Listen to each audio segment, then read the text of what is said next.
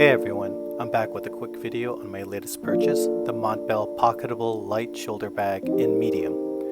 I've been using smaller crossbody bags and sacoches, but I've been wanting something a little bigger that I could take when I travel that wasn't as heavy duty as something as a messenger bag, but not as flimsy or minimal as a tote bag. This bag checks all those boxes and is a good compromise in my opinion. It can hold a water bottle, as well as my passport wallet, extra layers, and anything else I might want to buy in the terminal. I already use it occasionally on my commute and find that it holds up well considering how lightweight it feels. At just under $50, it's a great item you can keep folded in its pocket until you need it, but at the same time it's made well enough to use on a daily basis.